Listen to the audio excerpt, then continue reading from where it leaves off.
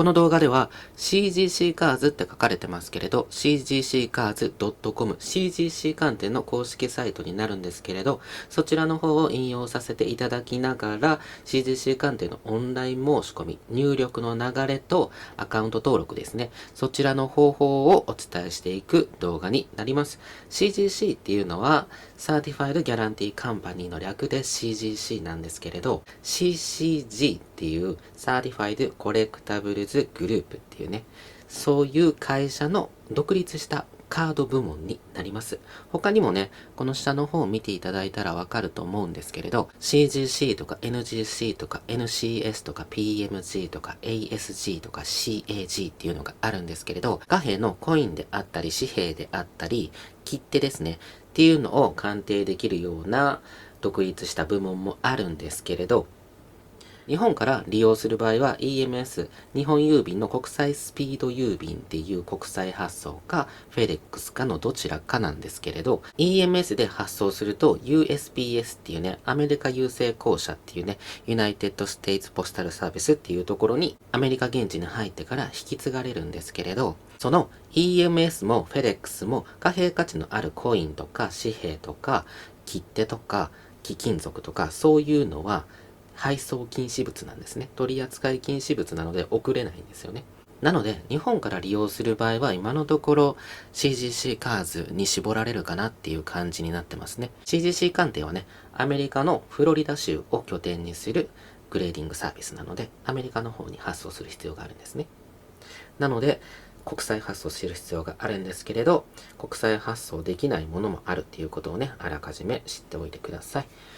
なので、カードはできるので、これから CGC カーズ、カード部門のアカウントの登録と、そしてオンラインフォームの入力の仕方っていうのをやっていきます。それではね、まずアカウント登録ですね。こちらに Join って書いてますよね。Join っていうのが参加するっていう意味なので、こちらをタップしていただくと、Join CGC カーズっていうことで CGC カーズ、このね、サイトに登録しますかっていうね、アカウント登録しますかっていうことになります。Submit as free members っていうことで、無料会員で提出しますかっていうとこですね。この Join for Free が無料で参加するなので、無料アカウントはこのボタンから作成していくことができます。その下のアソシエイト、プレミアム、エリートって書いてるんですけれど、こちらが有料会員になります。こちらは年会費です。年会費25ドルでアソシエイトに参加できる。年会費149ドルでプレミアムに参加できる。299ドルでエリートに参加できるっていう感じで、有料会員もランクというかね、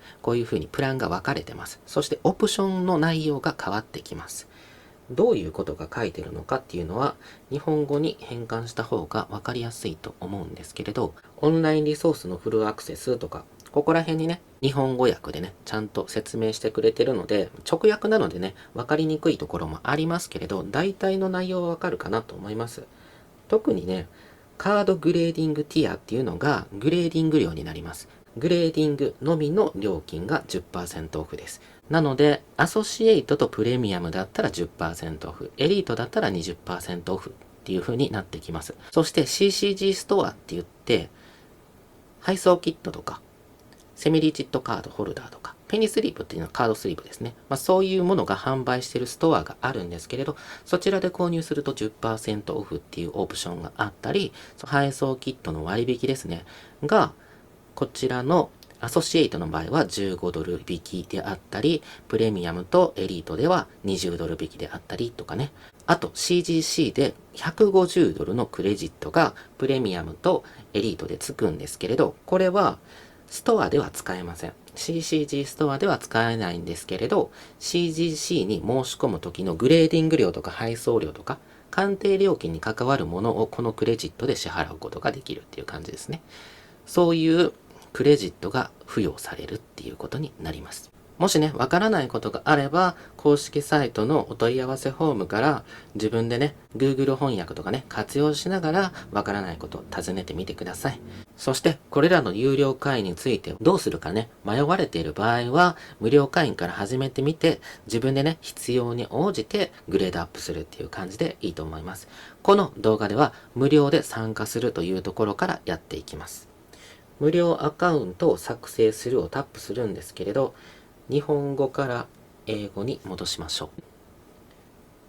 途中で変えるとね、入力情報日本語に変わったりしてバグってしまうので、本番でね、入力するときは必ず英語の表示ですね。原文表示で英語で入力するようにしてください。日本語は使えません。そして必要な情報ですね。まずは E メールアドレスを入力します。コンファーム E メールっていうのはこちらで入力したのと同じのを入力して確認するってことですね。そしてパスワードっていうのを自分で決められてください。使えるのはパスワードは8文字以上で特殊文字、数字、大文字、それぞれが少なくとも1つ以上含まれている必要があります。ということで、パスワードを決めたら次はパスワードもこちらで打ったやつと同じやつをコンファームパスワードで確認します。そしてファーストネーム山田太郎だったら太郎の方ですねをアルファベットで打ちます。ラストネームは名字ですね。山田の方をアルファベットで打ちます。そしてカントリーリージョンということで、ここはね、国名ですね。選択制なので、ここからね、アルファベット順に並んでいるので J のところから日本の場合はジャパンを選択してください。そしてディスプレイネームっていうのはこのサイトで表示されるニックネームとかハンドルネームって思ってくれたらいいですかね。本名ではなくてサイト上で表示される名前になるので、こちらの方は自由にね、自分で決めてください。ただし、他のユーザーと同じ名前は使えませんので、もし被ってたらね、下にエラーが出ますので、他に名前を変える必要があります。そして、同意ですね。同意が必要になるので、サービスターム、サービス規約の方に目を通して同意するようにしてください。そして、クリエイトアカウントっていうところを押すと、次のページに移って、次のページに行くとですね、ニュースレターとか自分の興味のあるジャンルっていうのを選択するところがあったりすると思うんですよ。なので、そちらで興味のあるものを選択して次に進むっていう感じになります。それらを済ませるとアカウント登録ができますので、アカウント登録が済んだら次はトップページに戻ってですね、サインインってありますよね。ジョインの隣のサインインですね。こちらの方をタップすると、こういう風にメンバーサインインということで、先ほど入力した E メールアドレスですね。そしてパスワードですね。そちらを入力すると、先ほど自分でアカウント登録したアカウントにね、サインインすることができます。ので、サインインしていきますと、こういう風なね、ページになります。My Submissions っていうことでね。そして MyCGC っていうのがありますよね。MyCGC っていうところをタップすると、アップグレードメンバーシップ。ここでメンバーシップ有料会員にアップグレードすることができますので、もしね、無料会員で始めて有料会員必要になるよっていう方はね、こちらからね、やってくれたらいいと思います。そして、マイアカウントっていうのは自分のアカウント情報になるので、ディスプレイネームとか自分の登録情報っていうのを変更する必要があるときはね、こちらから変更することができます。そして、マイサブミッションズっていうのは自分の提出履歴とかですね。そして、マイレジストリープロフィールっていうのは CGC にはね、自分のコレクション登録できるようなね、システムみたいなのがあるんですね。そして、サインアウトですね。ログアウトするときはね、ここからね、落ちてくれたらいいかなと思います。そして今言ったレジストリーですね。このアドカーズっていうところを押すと、レジストリーっていうのがありまして、自分のコレクションを登録すると、スコアっていうのがついて、そのスコアでね、最高得点を取ると商品が出るみたいなね、そういう風なね、イベントというかゲームというか、そういう風なのもあるみたいです。自分参加してないのでね、詳しく説明できないですけれど、このラウンモアのところから詳しく読むっていうところを日本語変換していくとね、あらかたの情報載ってますので、自分で確認するようにしてください。なので、このアドカードっていうところね、ここからね、サブミッションフォーム申し込みできるのかなって思うかもしれませんけど、ここではありません。入力フォームはですね、このサブミットからここのサブミッションズフォームです。ここが提出フォームになるので、申し込みをするときはここからになります。そしてこのメニューのカーズグレーディングですね、のところにホルダーとラベルについての情報が書いてあったり、グレーディングのプロセスが書いてあったり、グレーディングのスケール、採点基準が書いてあったり、CGC で保証されているものっていうのが書いてたりっていうのがあるんですね。そしてサブミットのところには提出方法についてね、コンパクトにまとめられたものがあります。そしてカーズビーグレードっていうのは提出できるカードの条件であったり、提出できない不可なものとかが書かれていたりします。そしてサービス&フィーということで、サービスであったり料金ですね、が書かれています。そしてサブミッションフォームがさっき言ったように申し込みフォームですね。そしてサブミッショントラッキングっていうのが荷物提出した後の追跡ですね。注文番号を入力して届いたかどうかっていうのが確認できるところになります。それではね、まず最初に知っておいてほしいのは、やっぱりグレーディングのスケールですかね。採点基準ですかね。採点基準が2023年の7月11日以降に変わっています。現在の CGC の最高得点はプリスティン10なんですけれど、前まではね、パーフェクト10っていうものがありまして、そちらはね、サブグレードで全ての項目、センタリング、サーフェス、コーナー、エッジっていう各項目がね、満点っていうのがパーフェクト10っていうのがあったんですね。言ってみれば BGS のブラックラベル10みたいなやつです。そういうのがあったんですけれど、そちらが廃止されて、パーフェクト10とプリンスティン10が統合されました。なので、CGC カーズの公式 Twitter の方でもこのように案内があります。こちらの下側が古い採点基準。こちらが2023年の7月11日以降リニューアル後の新しい採点基準になります。そして、この下の方、古い方ですね。9と 9.5 とパーフェクト10とプリスティン10っていうのがあったんですよ。ミント9はね、9点同士で同じままなんですけれど、前の 9.5 点、ジムミント 9.5 っていうのがありまして、これが新ラベルからはジムミント10に変わります。新しいラベルからは、プリスティン10が金色ラベルになって、ジムミント10以下が銀色ラベルになりますので、今後ね、青ラベルで発行されることはありませんので、もしリホルダーサービス、ホルダーとかラベルを新しくするサービスっていうのがあるんですけど、そちらのサービスからラベルとかケースを新しくする場合ね、サブグレードはなくなりますし、ジムミント 9.5 はジムミント10に変更されます。データベース上ではね、すでに 9.5 が10に変更されていますのでね。そして、プリスティン10とかを新しいラベルにする場合は、プリスティン10の金ラベルになります。そして 9.5 点がジムミント10に変わりましたので、この空白の 9.5 点がありますよね。その分がミントプラスっていうのが新しく導入されました。っ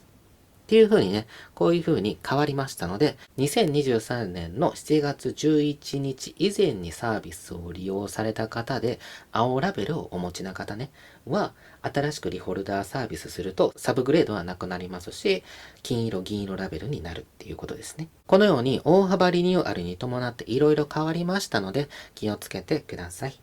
それではね、評価基準の方を日本語に訳していくと、全部はね、読んでられないので、プリスティン10とジムミント10あたりを読んでいこうと思います。プリスティン10は肉眼では事実上完璧なカードです。センタリングは50-50。センタリングっていうのは中央配置ですね。綺麗にね、プリントされているっていうことになります。なので、センタリングが50対50で、カードは完璧な色と登録を持っています。カードがね、変色したり色あせていないってことですね。そして CGC プリスティン10ですね。グレードに値するすべてのカードには、特別な CGC カードプリスティン10ラベルが届きますっていうことで、金ラベルのことなのかな。そして、ジェムミント10ですね。ジェムミントとかジムミントって言われたりしますけれど、全体的に10点のグレードを受け取ったカードです。しかし、グレーディングの基準の一つは、プリスティン10の要件を満たしていませんということで、どこかしらはプリスティン10より劣っている部分がありますよっていうことになりますね。コーナーは10倍率の拡大で、肉眼とミントプラス、ミントっていうのは真新しいとかいう意味があるので、そういう風に見えますっていうことですね。また、表面にはプリントスポットがなく、プリントスポットは印刷のダメージとかですかね。ほろかけとかが含まれるのかなっていう感じはありますけれど、そして表面の欠点のない完璧な光沢を表示する必要があります。そしてセンタリングはこちら表面ですね。55対45。表面っていうのはこのイラストがある部分ですね。そして裏面、リバースセンタリングですね。この厳密なセンタリングの基準についても、どこの鑑定先もね、明白に明言してないので、実際にはどういう測り方をしてるかっていうのはわからないですね。そしてこの動画投稿時点では PSA 鑑定はね、ジムミント10がマックスになってるんですけれど、それを超えるプリスティン10っていうのが CGC 鑑定は導入されているってことになります。というふうにね、グレーディングサービスによって評価基準とかは変わってきますし、厳密な採点方式っていうのは異なってると思いますので、全く同じって言えないのでね、これから始める人だったらね、ジムミント10とかプリスティン10とか言われてもよくわかんないと思うのでね。なので、採点基準っていうところを読むようにしてください。新しく更新されることもあるので、その都度最新のグレーディング評価スケールですね、採点基準を読むようにしてください。それでは、あとはですね、カーズウィーグレードっていうところで、こちらにね、提出できるカードのサイズとか書いてるんですね。CGC カードは現在のところ、この動画投稿時点では 6.6 センチ、66ミリ ×9.5 センチ、95ミリ以下のサイズのカードを提出することができるんですね。もちろん、その中でも取り扱い不可なカードはあります。全部出せるわけじゃありません。そして、カードの厚さは最大 7.25 ミリまでっていうことになりますね。鑑定可能なタイトルについてはね、カード入力情報の画面の手動入力のところで、カードリストがあるので選択制なんですよ、CGC の場合は。なので、そちらから見ることもできます。それでは早速、提出に移っていきましょう。それではいよいよ提出手順に移っていきます。サブミットの方を押していただき、サブミッションフォームズを押します。これがオンライン申し込みフォームになっていくんですけれど、下の方にね、サブミッションフォーム for CGC カーズっていうことで、CGC の提出フォームっていうことですね、直訳すると。そして、ここが TCG カード、トレーニングカードゲームとノンスポーツ、スポーツじゃないカードですね、がこちらのオンラインフォームから進むことになります。そして下に書いてるのがスポーツカーズって書いてあって、スポーツカードのオンラインフォームはこちらになります。それでは TCG カーズで進めていきます。トレーニングカードゲームのオンラインフォームの方に進みますと、サブミッションフォーム、提出フォームがありまして、マイカートっていうところにスタートニューオーダーって書いてますよね。新しい注文を開始させますよっていうことで、こちらが新規入力フォームになります。そして下に Completed Orders って書かれてますね。これは注文完了したオーダーになるので、この下に注文が完了した注文番号と印刷ページに移動できるね、パッキングスリップ。注文完了した注文番号の印刷ページに戻ることができます。このパッキングスリップっていうところを押すとね。もしね、印刷前にサイトから落ちてしまった場合とかは、こちらから戻るようにしてください。それではね、新しい注文を作成していきましょう。スタートニューオーダーズ。そして、この12345っていうのが入力フォームの項目ですね。こういう流れで進んでいきますよっていうやつになります。1がサービス内容を選ぶところ。そして2がカーズって書かれてて、カード情報を入力するところですね。そして3がそれらの確認ページ、レビューですね。そして4がシッピング、配送方法を選ぶところですね。そして5がペイメント、支払い情報を入力するところになります。そういう流れでね、進んでいきますのでね、やっていきましょう。セレクトコレクタブルタイプということで、提出するタイプを選んでくださいということで、トレーニングカードゲームですよね。そしてそのまま進んでいきます。そして、セレクトサブミッションメソッド。提出の方法を教えてください。メールインっていうのが郵送になりますので、EMS とか FedEx で送りますので、郵送ですね。こちらをタップします。そしてメールイン、郵送の方を選ぶとこちらの項目が立ち上がって、セレクトプライマリーサービスっていうことで、主なサービス内容を教えてくださいということですね。グレーディングであったり、クロスオーバーであったり、リホルダーですね。そしてこれは、メカニカルエラーリターンということで、こちらは CGC から返却されたホルダーに何かしらの不具合があった時に返品してもう一回見ていただくっていうことになるので、普段は使わないと思います。そしてリホルダーは新しいホルダーですね。ホルダーの外側が傷ついてしまったとか、ラベルが新世代になった時にラベルを変更したいとか、そういう場合に使うプランになります。そしてクロスオーバーですね。このクロスオーバーっていうのは他社のホルダーですね。点数付きのホルダーを CGC で再鑑定して CGC のホルダーに入れ替えるっていうサービスになります。ただし CGC 鑑定で提出できるのは PSA 鑑定のホルダーか BGS 鑑定のホルダーか SGC 鑑定のホルダーか、この3社だけです。さらにベケット鑑定の BCCG のホルダーはクロスオーバーできません。日本でいうと ARS 鑑定とかですね、そういうこの3つじゃないグレーディングサービスの場合は未鑑定カード、生のカードとして扱われますので、 CGC 鑑定でクロスオーバーできるのは PSA 鑑定と BGS 鑑定と SGC 鑑定だけですね。そしてセレクトっていうところがあって、Any グレードっていうのはグレードが下がっても上がってもホルダー変えてくださいっていうプランです。何点であってもグレーディングしてくださいっていうね、ケースを移し替えてくださいっていうことになるんですけれど、セイムグレード、同点ですね。同じ点数かそれ以上かっていうね。例えば PSA9 点のホルダーを出した場合は、9点以上の場合だったら交換してください。9点未満だったら返却してくださいっていう感じになります。こういうのね、最初に選ぶ必要があるんですね。クロスオーバーで提出するときは。そして、このグレーディングっていうのが通常のプランになります。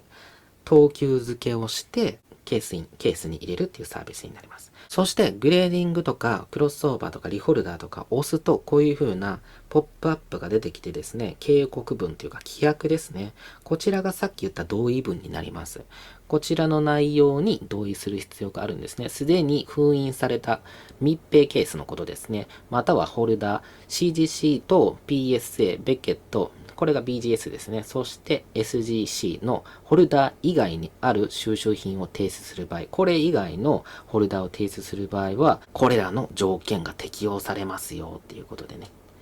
ケースを開けるときにね、傷ついても保証できませんよっていうことであったりとか、偽物だった場合、偽造品だった場合ね、CGC は受け付けませんよとかいうのが書いてますので、自分でね、目通して同意できる場合に次に進んでください。同意するを押します。原文に直していた方がいいですよね。でもこれね、原文に直すと1からになるので、こういう風にね、1からになるので、実際に本入力するときはコロコロ変えないようにしてください。英語で打ったところもね、日本語に変換されてね、ぐちゃぐちゃになってしまう可能性があるので、必ず原文でやってください。入力作業はね。今のは本当に悪い例です。そして、アグリーです。同意します。そして、これがね、セレクトティアっていうね、グレーディング料金。有料会員のところでね、あったグレーディングティアの部分ですね。バルクサービスっていうのが、25カーズ、25 cars minimum っていうことで、最低25枚以上ですね。そして、マキシマムバリューということで、申告価格の上限が250ドル。そして、パーカードっていうのは1枚ごと、1枚につきってことです。1枚につき申告価格250ドルまでですね。なので、例えば、ドル円の為替を140円で計算すると 140×250 なので、だいたい3万5千円ですね。25万円以上3万5千円以下の、そしてそれらが1枚あたり12ドルで利用できるってことになってきます。CGC 鑑定のいいところですよね。バルクサービスを無料会員、無料アカウントでも利用できるっていうのはね。そして次、エコノミーですね。エコノミーは申告価格の上限が1枚あたり1000ドルまで可能です。なので、円ドル為替を140円時点で計算すると 1000×140 なので14万円までになりますね。そしてエコノミーとかエコノミー以上のプランはですね、1枚から出せます。バルク以外は1枚以上から出せますので、1枚でも5枚でも大丈夫です。そして1枚あたり15ドルの鑑定料になります。そしてエクスプレスは申告価格の上限が1万ドルまでですね。1万ドルまでで1枚あたりのグレーディング料が50ドルですね。そしてウォークスルーですね。申告価格の上限がないので高額なカードであっても提出することができますけれど、1枚あたりのグレーディング料は150ドルになります。そしてあとはね、ロブリーフェルドさんっていう人がサインしてくれるような、そういう風なプランもあるみたいですね。なので今回はエコノミーでやっていこうと思うんですけど、その前に納期の時間を言っておきましょう。納期の日数はね、このストップページのメニューのサブミットを押して、サービス&フィーっていうところに書かれていますので、さっき口頭で説明したように、こちらにもね、プランまとめられてます。こっちの方が詳しいですね。バルクは鑑定日数が30日前後っていうことになります。ただし、往復の配送日数は含まれていませんので、現地でね、鑑定する日数になります。そしてエコノミーの場合は15日ですね。エクスプレスの場合は5日、5日ですね。そしてウォークスルーの場合は3日ってなってるんですけど、特に注意してほしいのはここの注意書きなんですね。何が書いてるのかって言いますと、エクスプレスグレーディングティアということで、エクスプレスで提出する場合は、配送箱の両側に EX って大きめな太文字を書くようにしてください。こちらと、この反対側と両方書くようにしてくださいということですね。そうやって外から見えるようにしてね、これは早く納期をしなきゃいけないっていうのを外側からわかるように書いてくださいってことですね。ウォークスルーの場合もそうです。WK の大文字を箱の外側に WK を太文字で書く必要がありますので、このエクスプレスとかウォークスルーとか納期期間が短いやつにはね、書くっていうような案内がありますので気をつけてください。バルクとかエコノミーには書かれてないので書く必要はありませんけれど、エクスプレスとウォークスルーには書かなきゃいけないよっていうことを覚えておいてください。それではグレーディングの方に戻りましょう。グレーディングを選択しましたね。そしてエコノミーを選択していきます。もちろんね、バルクサービスとかエクスプレスとかウォークスルーとか使いたい方はね、自分の用途に合わせてちゃんと選んでくださいね。ここではバルクサービス選んでしまうと25枚打たなきゃいけなくなっちゃうので、エコノミーでね、やっていこうと思います。アドトレーニングカーズっていうことで、カード情報入力画面に移っていきます。カーズですね。これが2つ目の項目です。ここにさっき選んだエコノミーっていうのが書かれてますね。そしてここからカードを検索したり入力したりっていうことになってくるんですけれど、例えばですね、こちらのトレーニングカードゲームで言うと、スカーレット・バイオレットの早期得点になるんですけれど、2022年のポケモンですね。ポケモンの、そしてプレオーダーですね。プレっていうのは前、事前ってことになりますね。オーダーが注文ですね。そして出てきましたね。これですね。2022年ピカチュウの 001SVP。ここにカード番号書かれてるんですね。001SVP ですね。そしてスカーレット、バイオレット、プレオーダー、ジャパニーズです。これね、下の方に中国版とかもあるかもしれないので、ここね、言語のところも気をつけてください。日本版はジャパニーズって書かれてます。こういう風に前歴がある場合は履歴から選択すると入力できるんですね。そしてあとは枚数、同一カードの枚数になります。これは。なので、こちらのカードを2枚あるんだったら2って入力するんですけど、1枚なので1ですね。そしてこの Declared Value っていうところが申告価格になるんですけれど、これ注意書きが書いてあって、ここに何が書かれてるのかっていうと、実際にはね、この画面で変換しないでくださいね。最初からになっちゃったりするので。最近の購入価格、オークション結果、本物の購入オファー、またそのカード合理的な方法に基づいて、カードの公正な市場価格、最良の見積もり、申告された価格は CGC が所持している間、カードに保険をかけるために使用されますっていうことで、荷物が CGC 鑑定に届いてから破損とか紛失した場合に、ここを低く見積もっていると十分に保証が受けられないっていうことになってくるので、気をつけてください。なので、だいたい未鑑定カードの相場から鑑定後の相場の間で決められたらいいかなっていう感じです。そしてここも大事なとこなんですけど、同じカードを1枚以上提出する場合は、合計の申告価格、宣言値ではなくて、カードごとに宣言された値を入力してくださいということで、カード1枚あたりの申告価格を入力してくださいということです。なので、ここで数量2って書いたとしても、1枚あたりのを入力する必要があるんですね。そしてこれがエラーカード提出するときに選択するものになります。印刷エラーがあるやつはこちらを選択して提出するって形になって、そしてその下にある決闘はペディグリーって言われるやつで、5ドルの追加料金で利用できるサービスになるんですけれど、カードの過去または現在の所有権を示すために認証ラベルに決闘名を追加することができるんですね。27文字以内のアルファベット、そして数字、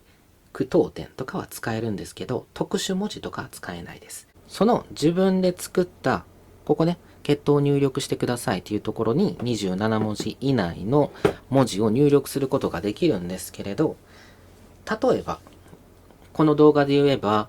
音なしですよね。音なしカーズとかいう名前で、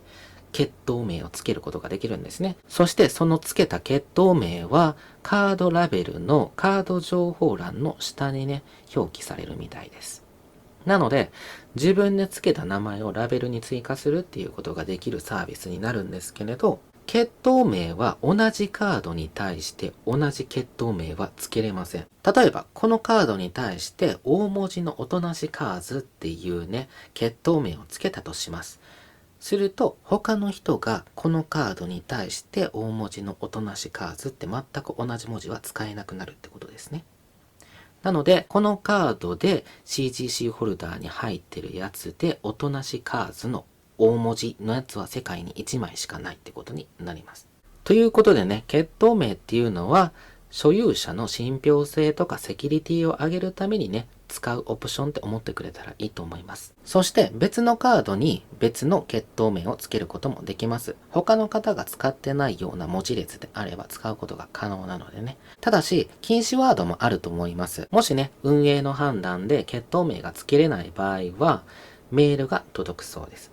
そして一度つけた決闘は削除することも可能なんですけれど、その場合はリホルダーで提出する必要があります。そしてそのリホルダーサービスの注文書ですね。注文書にこのホルダーのペディグリーを削除してくださいとか、このホルダーのペディグリーを外してくださいっていうような文言を手書きで入力する必要があります。申込書にね、手書きでわかるように申告する必要があるんですね。その点はね、注意してください。もしね、ペディグリー、決闘名を消したい場合はね、そういう手順で消すことが可能です。そして、ペディグリー消すつもりはないんだけれど、リホルダーサービスでホルダーとかラベル新しくしたいっていう場合ね、そういう場合は引き継がれますので、その場合は普通にリホルダーで出してくれたらいいよっていうことですね。それではね、入力の方に戻っていきましょ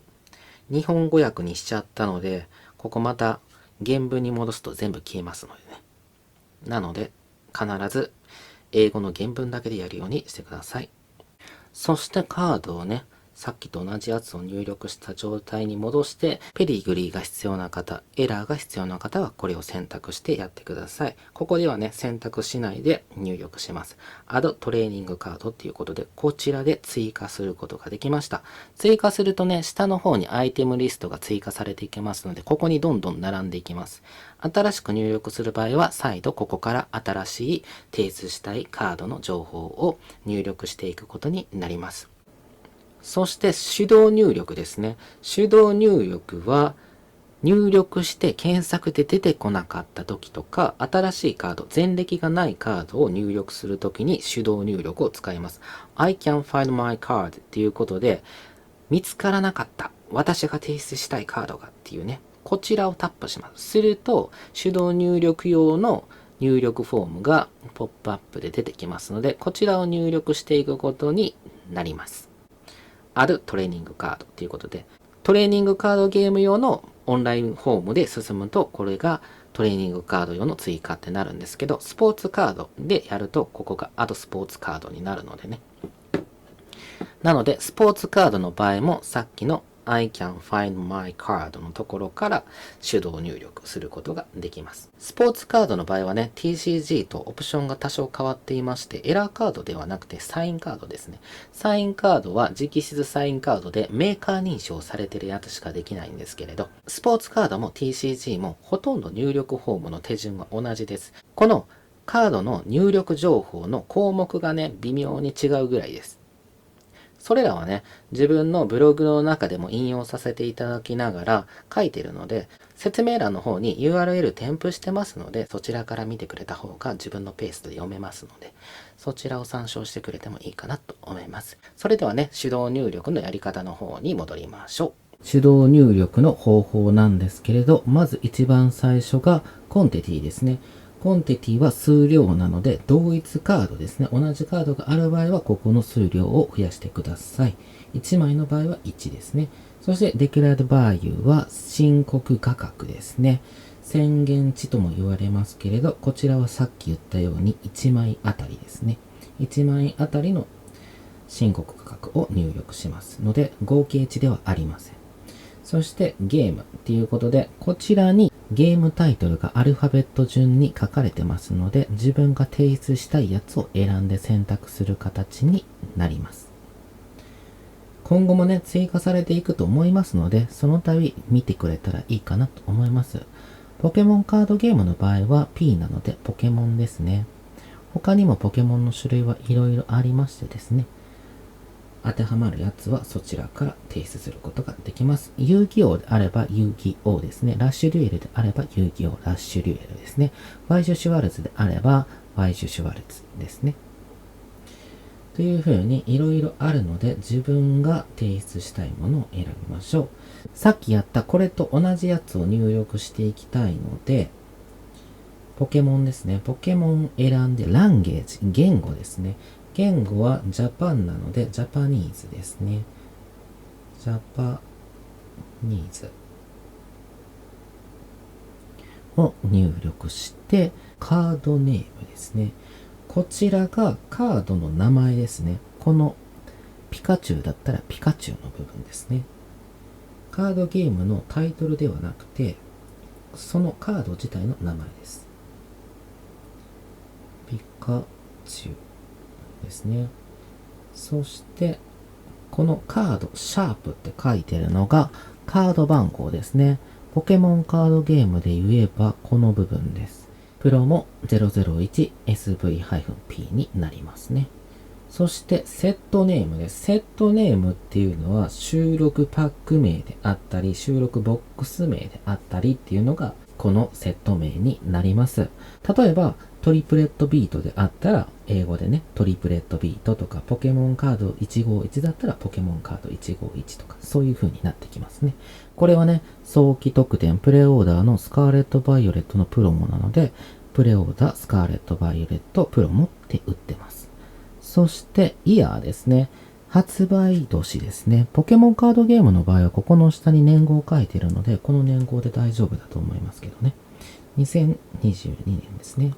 そしてこのバリアントっていうのは直訳すると編集っていう風になるので、通常とは異なるようなプロモのイベントで配られるカードとか、そういうようなリソース情報ですね。どこから発行されたやつなのか、どういうイベントのやつなのかっていうのを入力するようなところかなって思うんですけれど、わからなかったら空欄で大丈夫なので、基本的には空欄で大丈夫です。そして、レアリティですね。レアリティはですね、ポケモンカードゲームだったらここの横にね書かれてたりしますよね。SR とか SAR とか UR とかウルトラレアとかスペシャルアートレアとか CHR とかね、キャラクターレアとか書かれてますよね。そういうのを書く部分になります。そしてメーカーですね。メーカーは遊戯王であったらコナミとか、ポケモンであったらポケモンカンパニーとかポケモンとかで大丈夫です。発売元をね、入力するところになります。そしてエラーカードを提出するときはここをチェックしてください。ペディグリー、血統をね、入力したい場合はこれを選択してやってください。なので、これ、レアリティがないので、このプロモの場合はね、なのでプロモだけでいいかなと思います。プロモ。そしてメーカーはポケモンなのでポケモンですね。ポケモン。で、追加ですね。追加すると、さっきの下側にこっちがね、追加したやつになります。この上の方がね、自動選択の方で入力したやつなので、正しいやつですね。スカーレット・バイオレットもちゃんと頭文字、大文字になってますね。自分で手動で打ったやつなので、スカーレットとバイオレットはね、小文字になってますけれど、もちろんね、前歴のあるやつはリストから選べばいいんですけれど、出てこなかった場合とかは、こういう風に手動入力してくださいっていう感じになりますね。そしてこの下にあるハンドリングっていうのがおそらく手数料ですね。手数料が現在のところフリーになっていて無料なんですけれど、シッピングが TBD になってますね。to be determined とか to be decided っていう意味で未決定ってことですね。これから選択していくので、現在のところは未決定、未選択ってことになりますね。未定ってことになってます。そしてサブトータルっていうことで、こちらが今入力したアイテムリストの合計のグレーディング量です。っていう風になってるんですね。そしてこの下に Add Other Service って書いてるんですけれど、他のサービスを追加することができるんですけれど、サービスレベルが異なったり、提出タイプ、グレーディングとかクロスオーバーとかリフォルダーですね。そしてサービスレベルはバルクとかエコノミーとかエクスプレスとか、そういうのが異なると、それぞれごとに変送料とかはかかりますので、その点は気をつけてください。そして変送時期もバラバラなので、プランが異なると、それぞれにかかってくるっていうことを分かっておいてください。それではね、TCG の入力法も進めていきましょう。レビューカートっていうことで、カートの確認ですね。今入力したやつを確認するページになります。このプランで間違いないかっていうのをね、確認するところになります。そして、間違っていたら add、追加とか、編集とか、デリート、削除ってできるので、ここからね、訂正が必要な方は必要に応じて訂正するようにしてください。そして次に進むと、choose shipping method っていうことで、配送方法を選ぶっていう意味ですね。押すとシッピングのページに移りますので、こちらには何が書かれているかっていうと、How will you send this order to us? 私たちに対して、このオーダー、注文はどういう送り方をしますかっていうのが書いてるんですね。どういう発送方法で送りますかっていう意味なので、ここはね、US オンリーって書いてあって、先払いのフェデックスはアメリカ在住の方しかね、選べないプランになるので、日本から送る場合は Ship on your own っていうことで、あなた自身で送るっていう意味ですね。自分自身で発送するっていう意味なので、こちらを選ぶことになります。こちらを選ぶと Choose Return Shipping っていうことで、次は返送方法を選ぶですね。返送方法、返却の方法を選ぶページになります。そしてこちらに何が書いてるのかっていうと、Where should we send? 私たちはどこに送ればいいんですか？ Your completed order あなたの完了した注文をということで、鑑定完了した荷物をどこに届けたらいいんですかっていうね。なので、返送方法を選んだり、返納先の住所を入力するようなページになります。そして、send back to my address っていうことで、send back 送り返す、返送するですね。to my address 私の住所にってことになるので、私の住所に返送するっていうのはこちらになります。そして send to my PWCC vault っていうのは倉庫です。なので通常はこちらですね。自分に返却するっていう方を選んで下に行くんですけれど、こちらも自分は住所を入力しちゃってるので、少し待ってくださいね。全部消します。消すとですね、カントリーとリージョンということで、国名を選びます。そしてファーストネーム、山田太郎であったら太郎の部分ですね。山田であったらラストネームですね。そしてストリートアドレスは番地です。番地なんですけれど、アパートの場合はね、アパート名とか必要なんですけれど、号室、501だったらシャープつけて、シャープ501とかになってきます。アドレスの入力情報も説明欄のテキスト版の方にリンク貼ってますので、住所を英語に変換する方法についてはそちらを参照していただくか、ネットでね、住所、英語、変換とかで検索して自分で探すようにしてください。全部ね、アルファベットで入力していかないといけないので、そしてシティはですね、市町村ですね。基本的には市になるかなって思うんですけれど、そしてシティの入力が済んだらステイトは都道府県ですね。都道府県はこういう風に選択制になっているので、ジャパンを選んだ時点で、こういう風な47都道府県をね、選択できるようになってますので、アルファベット順で並んでいるので、該当するところを選んでください。そして、ポスタルコードは郵便番号です。郵便番号の郵便マークは必要ないです。日本にしか通じないので、数字ですね。数字を入力するようにしてください。フォンナンバーはプラス81って書いてますね。これが日本の国際番号、国番号なんですね。プラス81をつけて、090の携帯番号の場合は、頭の0が取れて90になります。080の場合は、頭の0が取れて80になります。070の方は、頭の0が取れて70です。あとは同じですね。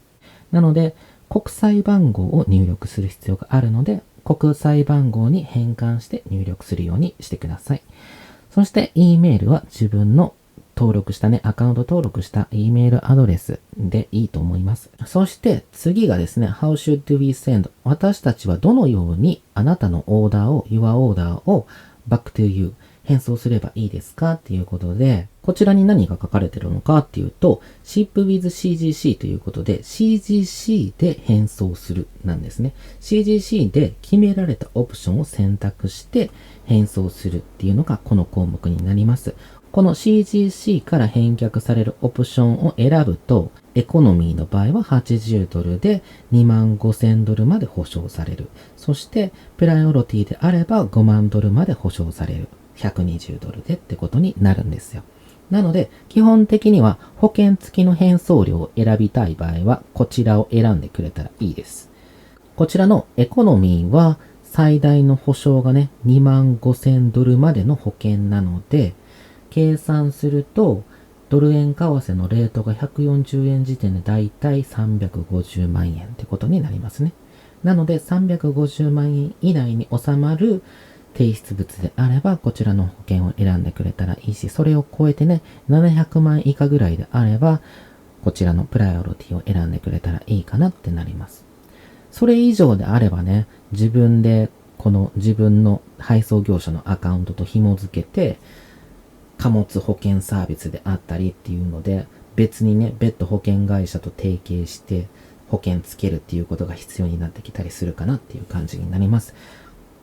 こちらの自分の返送業者のアカウントを紐付けて返却を希望する場合は CGC の保証はつきません。保険はつきませんので、その点は気をつけてください。例えば、アカウントを FedEx と紐付ける場合は、コレクション類っていうのはね、美術品とか芸術品のような特定価格っていう分類になるんですね。それの保証の最大って1000ドルまでなんです。なので、140円の為替レートで計算すると14万円までの保証しかないんですね。なので、そういう風に FedEx の運送価格の上限っていうのは個人では1000ドルまでなんですよ。なので、その点はね、気をつけてください。トレーニングカードとかスポーツカードっていうのを提出した場合はコレクション類に入るので1000ドルまでしか保証できないんですよ。なので CGC の保険は適用されませんので、こちらからね、返送する場合はね、気をつけてください。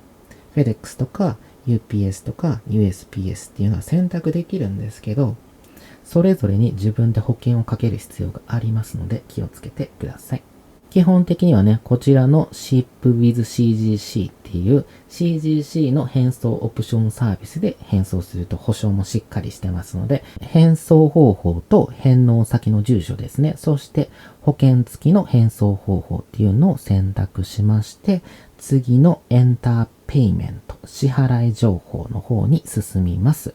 ペイメントということでね、支払い情報のページが開くんですけれど、下の方にスクロールすると、セレクトペイメントメソッドっていうことで、選んでください。支払いの方法をっていうことですね。クレジットカードナンバーですね。ここにナンバー書いて、下は有効期限です。マンスが月で、イヤーが年号ですね。そしてカードホルダーネーム、カードの所有者のネーム、名義ですね。そちらを英語でね、アルファベットで入力して、CVV はセキュリティコードですね。カードの裏面に書いているセキュリティコードを入力して、ビザ、マスターカード、アメリカンエクスプレスであれば使用することができますので、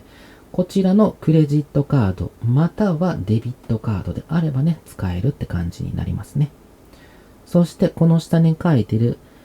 ビリングアドレスですね。請求先の住所の確認になります。請求先の住所なので、same as return shipping address。さっき返納先の住所を入力しましたよね。そちらと同一の場合、同じ住所の場合は、こちらにチェックしてくれたらいいんですけれど、もし、請求先の住所と返納先、返送先の住所が異なるのであれば、このチェックを外すと、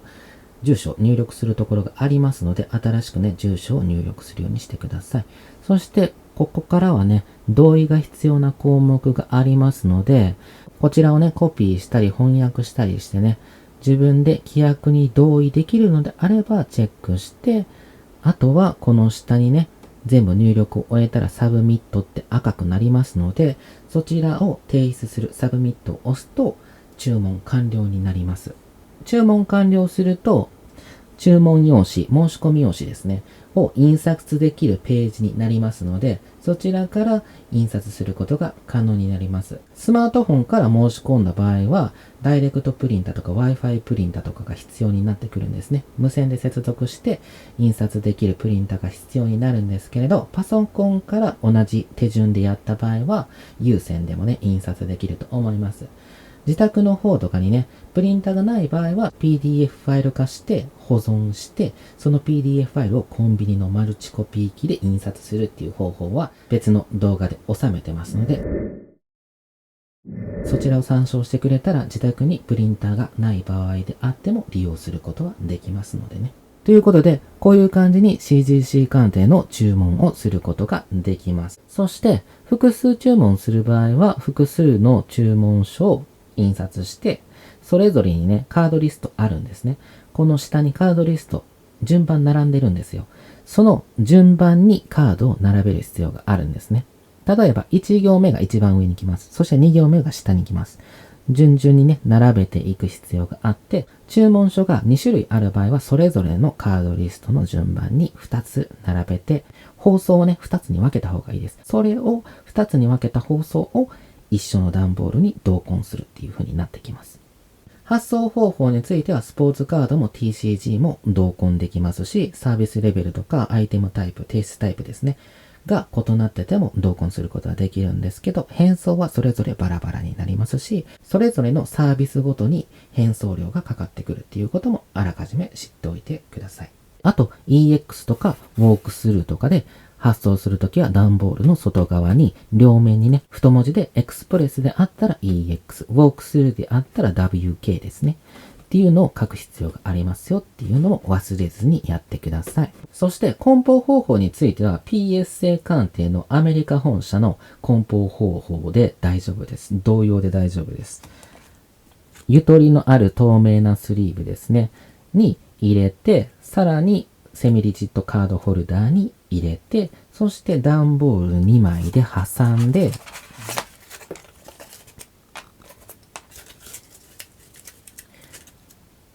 きつすぎない輪ゴム、程いい伸縮性のある輪ゴムで留めて、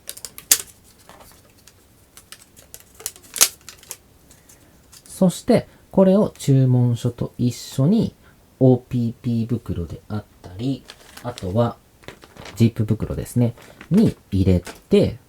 濡れ対策して、あとは緩衝材ですね。紙を丸めたものとか、プチプチとか、エアクッションであったり、あとは丸いマシュマロみたいなスチロールですね。発泡スチロールみたいなやつとかでもいいですけれど、破損しないように梱包してくれたら大丈夫です。そしてこちらも重要なんですけれど、CGC の場合はね、住所、宛先が USPS で送る宛先と、FedEx で送る宛先っていうのは別々になってるんですよ。なので EMS 経由で発送して USPS を経由する場合は USPS の住所、宛先に送る必要があります。そして FedEx は FedEx 用の宛先に送る必要がありますので、ここね、間違えないようにしてください。自分の発送する方法によって宛先が変わってきますので、FedEx で送る人は FedEx の住所、EMS で送る人は USPS の住所を間違えないようにね、そして EMS で送るのであれば、日本郵便の国際スピード郵便の公式サイトから国際発送の申し込みをしていくことになります。そして FedEx であれば FedEx の公式サイトから FedEx のアカウントを作成して FedEx から送ることになりますので、国際発送ね、それぞれの公式サイトからやっていくってことになります。ということでね、いろいろ長く語らってきましたけれど、この動画で伝えていきたいことのメインはですね、これから利用を検討されている方、初めて利用される方にね、アカウントの登録方法と申し込みのね、流れをつかんでいただけたら、それで十分です。もちろんね、この動画投稿時点の情報になりますので、今後入力フォームが変更されたりとか、サービス内容とか料金帯とかも変更される可能性はありますので、その都度最新の情報を公式サイトから必ずね、得るようにしてください。